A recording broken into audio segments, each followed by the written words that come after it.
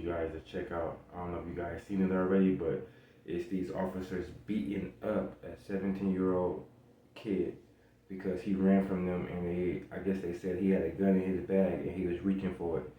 So let's get into this video and leave a comment and let me know what you guys think about this video. Like, comment, and subscribe. Don't forget to ring that bell. This your boys Chaos Cop watching. I'm out. Peace.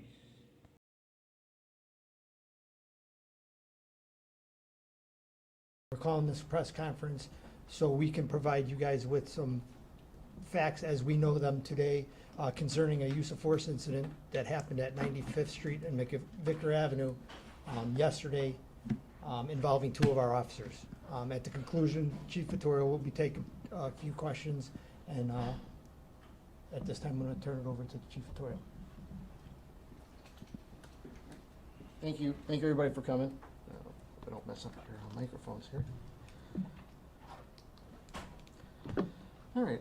On July 27th at approximately 5:30 p.m., an Oaklawn officer, while on patrol, observed an occupied vehicle in the 9500 block of Austin. He could detect an odor of burnt cannabis emanating from the vehicle with no front registration. As he made a U-turn to investigate, the vehicle also made a U-turn and entered the parking lot at 9545 Southwest Highway. The officer initiated a traffic stop on the vehicle. As he approached the vehicle, he could detect the odor of burnt cannabis. He first spoke with the driver and requested him to step out of the vehicle so he could pat him down. The driver complied, and after being searched, stepped to the rear of the vehicle. The officer then asked the rear driver's side passenger to exit the vehicle. The passenger was a 17-year-old male juvenile of Middle Eastern descent. He appeared to be nervous and had an accessory bag draped over his shoulder. When requested by the officer to place his hands on the car, he took off running. He was apprehended by an assisting officer at 95th and McVicker. The officer was able to take him to the ground, and a struggle ensued. The offender immediately grabbed his bag and tried to open it. He was given verbal commands which he did not comply. The initial officer then arrived. Fearing that he was reaching for a weapon in the bag, the officers attempted to physically gain control of his hands. He would not comply and continued to attempt to access the bag. The offender was then drive-stunned and taken into custody. A gun was discovered in the offender's bag, a Raven Arms P225 .25 caliber semi-automatic weapon. It was also loaded with 3 rounds of ammunition. The offender was transported to our detention center, where a THC vape cartridge was also located on his person. He subsequently admitted to smoking it earlier. The offender and an officer were both then transported to Christ due to injuries sustained during the incident. This is still an open investigation and charges are pending. Now we'll play a video of our car cameras for you, and then I'll take some questions after that.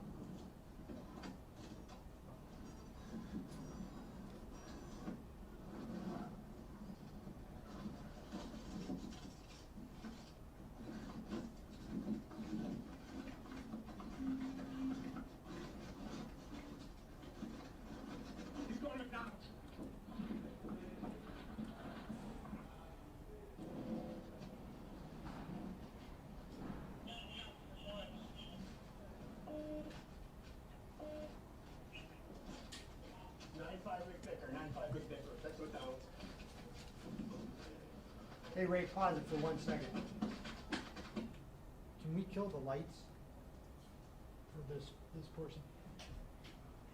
Kind of hard to see with the lights on. So at this point, Could you back up a little bit? Can you back it up a little bit, Ray? Yeah. Thank you. Right when he pulls in, make that right turn will be perfect. What's important to note in this part of the video, you can see the subject's right hand, he maintains constant control of that bag. He's not releasing that bag as they're giving him, as the officers are dealing with him and giving him commands. He's still trying to gain access to that bag. All right, Rick.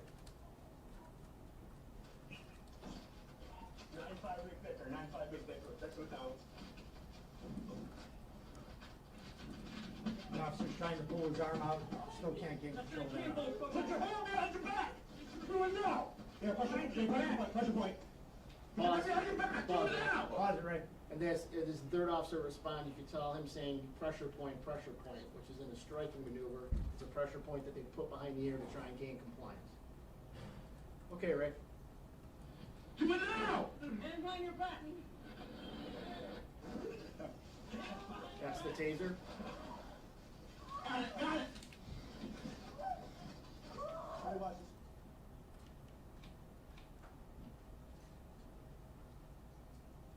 Then they were able to cuff him. But he doesn't stop resisting them until he's tased. They search him. What happened to the audio at this point? Hold on 1 second.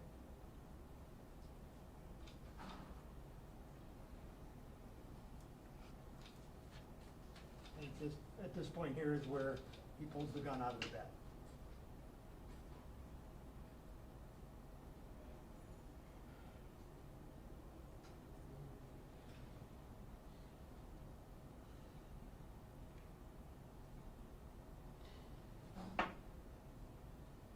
Over there. Yeah, you can pause it, Rick. Lights, please.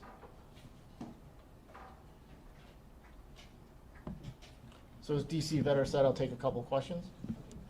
Couple questions. First of all, do those officers have body cameras? No, we don't have body cameras. Okay. So this is the only video that exists of that incident from the police department? Yes, we only have in-car cameras at this time. And to that person's question, what happened to the audio at the end of that video?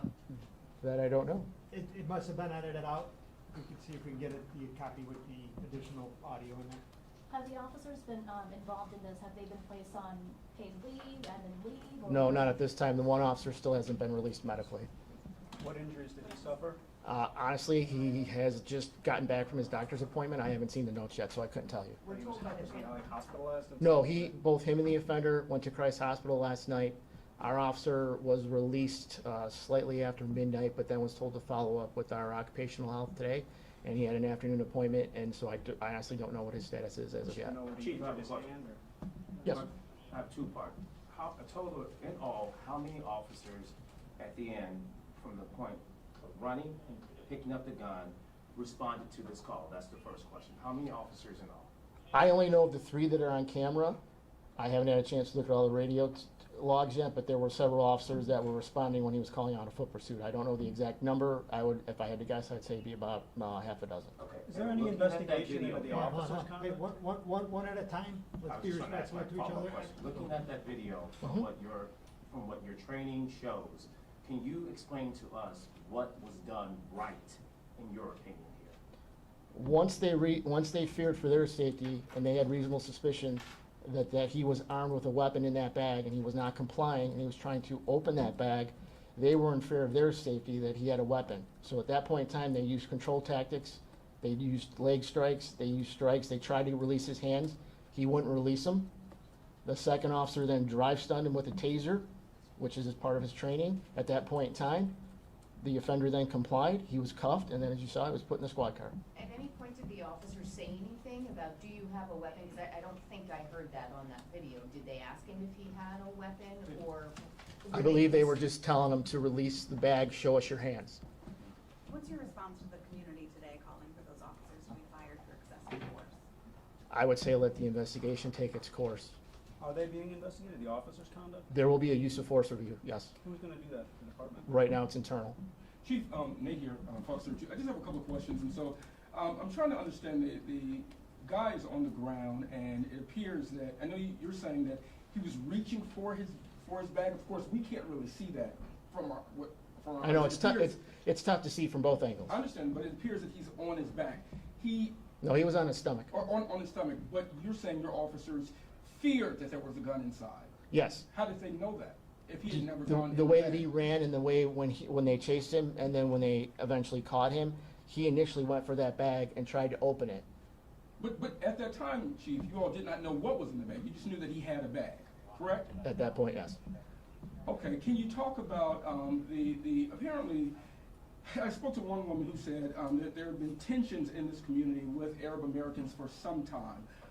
Can you speak to that about just the protest that happened today, 200 or 300 people, a lot of folks saying that this is racist. I know you've been, how long have you been Chief here?